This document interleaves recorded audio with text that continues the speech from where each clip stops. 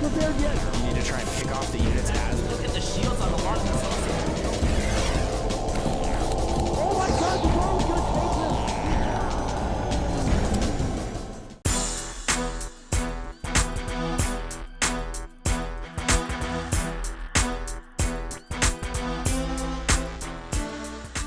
And here we are, folks. Game number 2.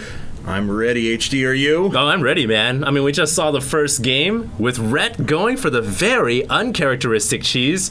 What do you think is going to happen in game 2? I don't, like I said, I don't think Red is going to try to be as aggressive as he was last time. I think Nerchio's going to be a little on his toes, so expect a little bit earlier scout here. He'll definitely be on his toes, man. Mm-hmm. And especially since, this map is Shakura's Plateau. And as a Zerg player, I know that every Zerg loves to go 15 hatch on this map. Mm-hmm. So for Red to do an early aggressive build again would be completely just out of the box. So I don't know. We'll see. Yeah, absolutely. But we do have Nerchio spawning as our red Zerg down here at the bottom right-hand corner of Shakura's Plateau. His opponent in the top left-hand corner is the one and only Liquid Ret. So he is spawning as our pink Zerg player, and both players are building up a little bit of resources. Doesn't look like any super early pool, so at least thankfully no cheese this time around. Yeah, it looks like both players will be playing a macro game this time around, which is to be expected. As I said before, it is Shakura's Plateau, and it's a very easy map to 15 hatch on because your ramp is very narrow, and then it leads onto the shared ramp into your main. Nerchio here will not be throwing down the hatch first, rather it looks like he's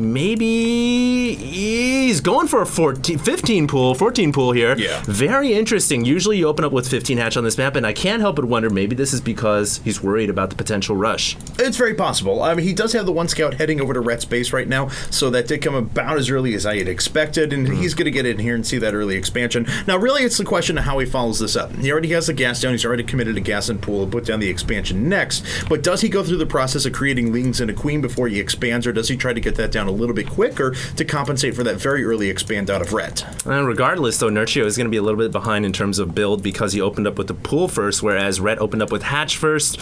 And I honestly don't know if Nerchio can apply enough aggression on this map to compensate for that build order discrepancy. So it will be a little bit difficult for Nerchio, but like you said, it's going to be important to see what he produces here. He has 4 Zerglings right now, and what will that next egg be? If it's more Zerglings, look for aggression. If it's just a drone, then I think he's going to go into a hatchery. Yeah, this could actually be a pretty strong... There it is. There's the drone coming up after that. So your intuition's probably correct. Yeah, the drone even heading out. He's going to put down a hatchery here in just a second. Surprised he didn't just allocate his scouting drone for that purposes, but just interesting little micro decision there. He's going to move out.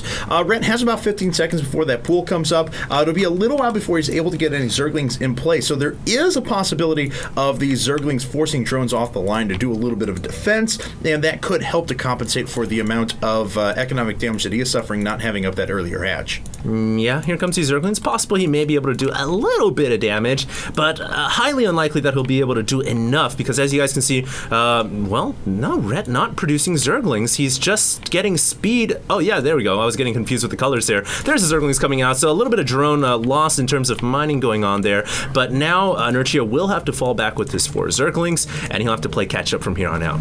Yeah, but he did get the first couple of hits on those Zerglings right there, so Red is going to have to pull back until he has reinforcements. There you go. Now finally managing over a few drones over to his natural. Nerchio finds himself in a decent position as far as harvesters overall go. Of course, with the second queen coming up for Ret, he is going to have much better larvae production. Of course, but I don't know. I think Nerchio's choice right now, I no joke, I didn't see the Baneling Nest coming up. I was about to say transition in tech. Yeah. And there we go. Okay, so the Baneling Nest coming up, and that's certainly going to be beneficial as that's coming earlier than Ret's willing to commit. Yeah, kind of interesting, Cats, because he's going for this Baneling Nest somewhat early, which indicates to me that he wants to either prepare for a massive Baneling attack with Lings and Blings, or he's worried that Ret is going to all-in Ling him, so he's getting Banelings just in case. It's one or the other at this point, because typically you don't get a Baneling Nest after you get the hatchery down. Typically you'd go straight into roaches, since this map really is easy to get roaches out and just hold this very narrow ramp with just pure roaches.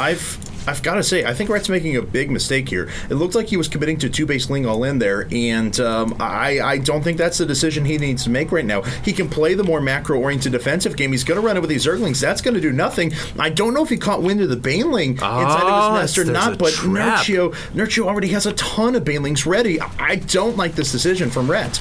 And here comes the trap here. Nerchio has been waiting with 4 Banelings in the background. Oh, 1 Baneling going off on some of those Zerglings here. And oh my god, Nerchio may kill off a horde of Lings. Oh, the Lings going down for Rhett. Rhett losing almost every single Zergling right there. And Nerchio in firm control of this game, doing exactly what he needed to do despite the economic disadvantage, the hatchery disadvantage. He runs in with several Lings right here, and no response from Rhett means the drones will go down. Yeah, I hate calling early games, but I think this is as good as GG. I mean, that's a decent little wall right there, but it doesn't matter. Those Banelings aren't going to get up in time. These Queens are going to fall regardless. There we go. Finally, some units swinging into the main. That's what I was looking for, and Rhett is already essentially out of this game. This was a beautiful, beautiful play by Nerchio, and I just think, oh man, Rhett's decision-making was not what I wanted it to be there.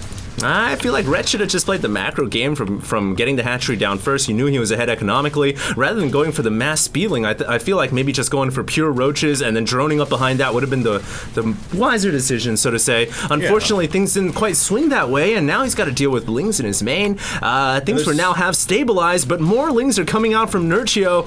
And Nerchio, if you look at that economy tab, is ahead by 7 harvesters. He's about double the supply of Rhett. And you called it, Cats. It's almost all but game. Yeah, I think that's pretty much going to be it. I mean, here comes Nerchio with one last big attack. Are there any Perhaps the Banelings can do it? Oh, no! Beautiful control by Nerchio. Nice job pulling off individual Lings off the line just to make sure that those Banelings don't do maximum damage. Very, very nice play there. This last Baneling is going to take out 4 Lings, but it's still not enough. The tug of war is going to go to Nerchio, and he's going to be able to reinforce very, very well. Even droning up through this process, Rhett trying to do the same, but now he doesn't even have defenders for these leftover Lings after that battle. Yeah, this is a problem for Rhett. He cannot afford to drone up because he has to consistently produce Lings to deal with the pressure, which means that he's going to fall further and further behind in economy. You guys can see now Nerchio is coming in with Lings once again, forcing the drones to come off the line. I can't help but feel that Rhett will GG very shortly, and there it goes. So Rhett losing a second game in a row to Nerchio, but that doesn't mean it's over. This is a best of 5, guys. We're very deep in the losers bracket, and talk about pressure, Cats. It's on the line now for Rhett to perform. He has to win 3 games in a row. Yeah, this puts Rhett in a really interesting position as well, as it's usually in these sorts of positions that the person who's up 2-0 can take a risk, do something really cheesy, can do something out of the ordinary. So Rhett's really got to be on his toes. He's got to play an exceptionally safe game next time around, and I don't know if it's in him. Nerchio has got to have him shaken up a little bit. I'm sure he does, but at the same time, Rhett, his home base, his turf, so to say, is macro games. I mean, we haven't seen a macro ZVZ out of him in this series yet. And he's tried to be very aggressive. And I do love Rhett. I gotta say, I love watching his games. I love watching his play. Just been kind of an interesting series from him. Really atypical, something that's completely out of the ordinary. We'll see if we see the old Rhett in game number 3. I hope we do, because I think that's where he's going to shine most. So stick around, guys. Game 3 is coming up right after this.